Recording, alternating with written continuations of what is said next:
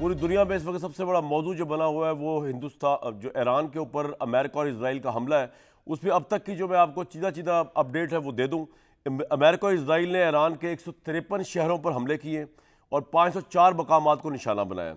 इसमें अब तक जाँ बहक अफराद की तादाद 787 होगी। उनमें वो 165 स्कूल की बच्चियाँ भी शामिल हैं जो इसराइल और अमेरिका के मिसाइल्स के ज़रिए एक ही स्कूल में शहीद हुई। इसके अलावा अमेरिकन सेंट्रल कमांड ने 6 अमेरिकी फौजियों की हिलाकत की तस्दीक की है और 3 अमेरिकी लड़ाका त्यारे जो है वो गिरे कुवैत के अंदर। कहा गया फ्रेंडली फायर से हुए, लेकिन अभी तक मामला हल नहीं हो रहा। इसके अलावा अमेरिकी हमलों के अंदर ईरान की अहम शख्सियत जानते हैं आयतुल्लाह खामनेई, उनके वज़ीर दिफा, उनके आर्मी चीफ। लेकिन आज अबूरी वज़ीर दिफा मजीद बिन रज़ा, जो अभी 2 दिन पहले बने थे वज़ीर दिफा की डेथ की शहादत के बाद, वो भी जाँ बहक हो गए। ईरान ने on the other hand Netanyahu के दफ्तर इजरायली फ़ज़ाई कमांडर टॉम बार्बर पर क़यामगाह को निशाना बनाया, लेकिन अभी तक कोई ऐसी कैजुअल्टी नहीं हुई, ना नेतन्याहू को, ना उनके किसी अफसर को, ना उनके किसी बड़े वज़ीर को। ईरान की जानिब से अमेरिका के इत्तेहादी खलीजी ममालिक पर 450 मिसाइल और 1140 ड्रोन से हमले किए गए। बहरीन में अमरीकी बहरिया के 5वीं बेड़े के हेडक्वार्टर पर हमला किया गया। कतर में अल अदीद एयरबेस को निशाना बनाया गया। कतर की हदूद में अब तक ईरान के 101 बैलिस्टिक, 3 क्रूज मिसाइल, 39 ड्रोन त्यारे दाखिल हुए। और अभी कतर वहाँ पे जो बता रहे थे उनके वज़ीर इत्तलात, वो कह रहे थे हमने बेशतर को तो हवा में उड़ा दिया। ईरान के जो आए हुए थे उन्होंने दिखाए भी हैं वहाँ पे जो ढांचे पड़े हुए थे जो उन्होंने उठाए उनके वो ड्रोन्स के ईरान के मुबैना तौर पर। कतरी दिफाई निज़ाम ने 3 क्रूज, 98 बैलिस्टिक मिसाइल और 24 ड्रोन ईरान के फ़ज़ा में तबाह कर दी, मैं आपको बता रहा था।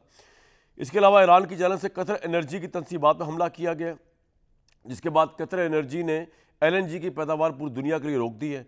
सऊदी अरब में अल खरीज में वाक़या प्रिंस सुल्तान एयरबेस को निशाना बनाया गया है, जहाँ अमरीकी पेट्रियट बैटरिया मिसाइल नस्ब है।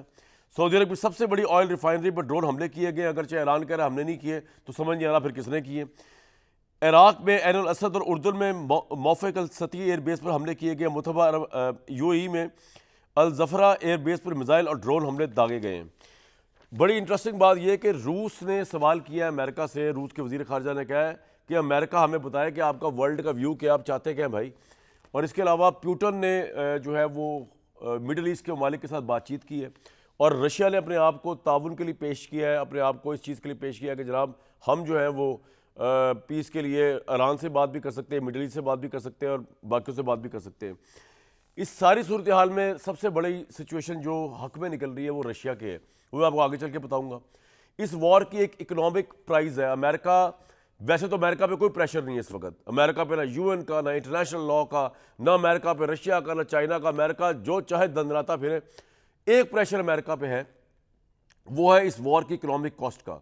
और अगर मैं आपको मुख्तसरन बता दूं, अमेरिका जो है दुनिया के टॉप 10 मिलिट्री स्पेंडिंग डिफेंस के ऊपर जो खर्च करते हैं उनमें आता है। 2024 के डेटा के मुताबिक 997 बिलियन US डॉलर जो है अमेरिका खर्च करता है अपनी फ़ौज की और दिफाई ज़रूरियात के लिए।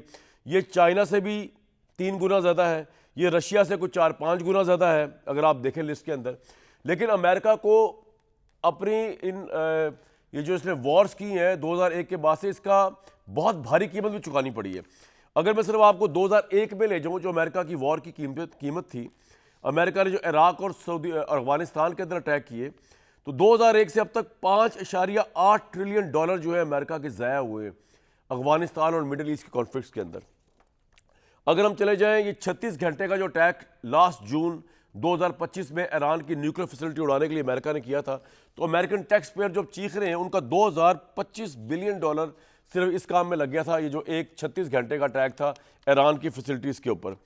इस वक्त जो अमेरिका के 2 बहरी बेड़े खड़े हुए हैं, USS जेरल्ड R. फोर्ड, इसमें एक बहरी बेड़ा 6.5 मिलियन एवरी डेज का खर्चा है। दूसरा USS का जो इब्राहिम लिंकन है बहरी बेड़ा, इसमें भी 6.5 मिलियन का डेली खर्चा है जो अमेरिका के टैक्स पेयर पे कर रहे हैं। और टोटल मिला के इन दोनों का अगर मंथली बजाय 390 बिलियन का खर्चा जो है ये बन रहा है, जो अमेरिका के टैक्स पेयर अब सवाल कर रहे हैं कि उनको देना पड़ेगा। और क्यों देना पड़ेगा, क्योंकि और ये कब तक देना पड़ेगा ये समझ इसलिए नहीं आ रही क्योंकि ये वॉर जो है ये शुरू तो कर दी अमेरिका ने, अमेरिका खुद भी नहीं पता इसे कब खत्म करना है। इजराइल कह रहा है कि 4 हफ्तों की गेम है, अमेरिका कह रहा है कि हम तो 4 हफ्तों से ऊपर भी जा सकते हैं।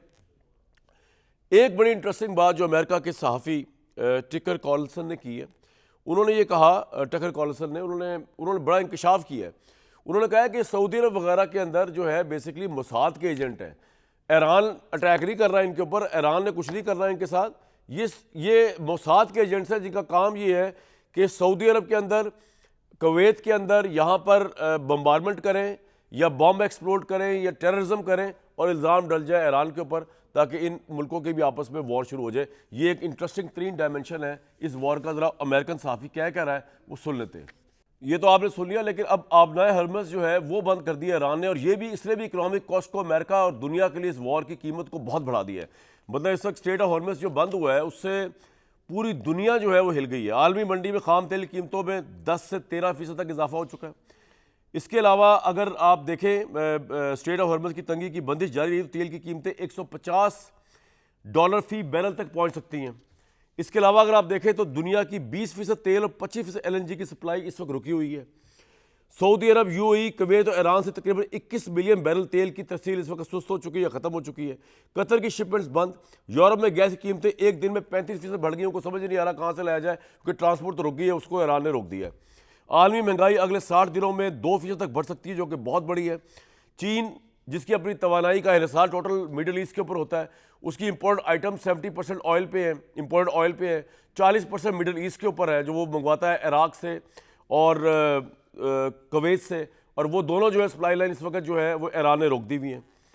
इस वक्त भारत जो है उसके लिए बहुत बड़ा डिलेमा बना हुआ है, और भारत क्योंकि अमेरिका को खुश करने के लिए उसने रशिया से ऑयल लेना बंद कर दिया था, लेकिन जब यहाँ से ऑयल रुक गया स्ट्रेट ऑफ हॉर्मस से, तो आपके सामने इस वक्त के भारत का तकरीबन 88% जब तेल मुतासर हुआ था वो रशिया से ऑयल बाय कर रहा है।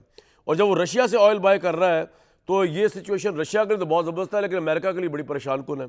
इस तरह एशिया के अंदर स्टॉक एक्सचेंज गिर गई हैं। कोरिया, जापान, इनमें बड़े बड़ी एयरलाइंस और बड़ी बड़ी कंपनीज के शेयर्स ड्रॉप हो चुके हैं। इस वक्त समझ नहीं आ रहा कि ये तेल और अगर ऑयल ना मिला और ये जंग जारी रही और आबनाए हरमस जो है ये बंद रही, तो दुनिया तेल कहाँ से लेगी, गैस कहाँ से आएगी। मज़ीद बहुत सी कंट्रीज़ का इंहिसार रशिया पे बढ़ता जा रहा है, और जब वो रशिया पे बढ़ता जाएगा तो ये भी अमेरिका के लिए एक परेशान कुन सिचुएशन होगी। मेरे साथ मौजूद हैं जो लोग, उनसे बात करने की कोशिश करते हैं, जानने की कोशिश करते हैं ये जंग जो है इससे अमेरिका अब क्या हासिल करना चाह रहा है। ईरान के लिए क्या इसमें फ़तह के मुमकिनात है? क्या ईरान के लिए सिर्फ यही फ़तह है कि वो सरेंडर ना करे, मिज़ाइल खाता रहे, क्योंकि कब तक वो मिज़ाइल भेजेगा आगे, जबकि उसके मिज़ाइल इजराइल की हद तक तो बदतरीन तरीके से इंटरसेप्ट भी हो रहे हैं, हवा में भी फट रहे हैं, सब कुछ हो रहा है उनके साथ। और इस सारे कॉन्टेक्स्ट के अंदर जो है ट्रंप साहब ने ये धमकी भी दे दी है कि जी ईरान में अपनी फ़ौज भी उतार सकते हैं। क्या ये भी मुमकिनात में शामिल है?